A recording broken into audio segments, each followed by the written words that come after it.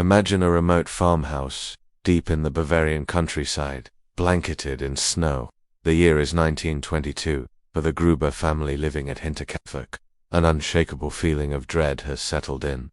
There are footprints in the snow leading to their house, but none leading away. At night, they hear footsteps creaking in the attic above them.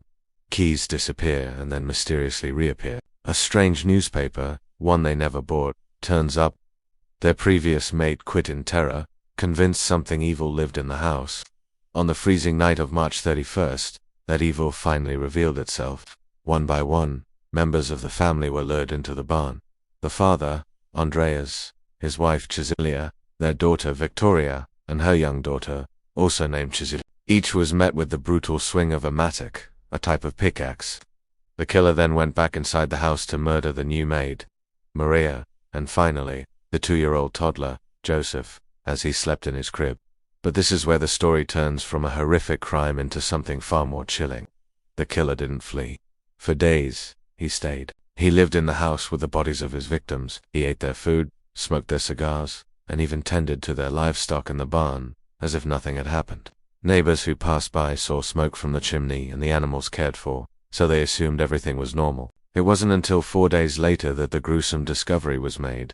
Police arrived to a scene of unimaginable horror.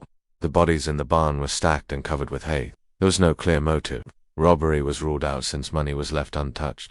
Rumors of dark family secrets swirled, but nothing could ever be proven. Over 100 suspects were questioned over the years, but no one was ever charged. Who was this person? A drifter who had been secretly living in their attic for weeks? Or was it someone they knew, someone they trusted?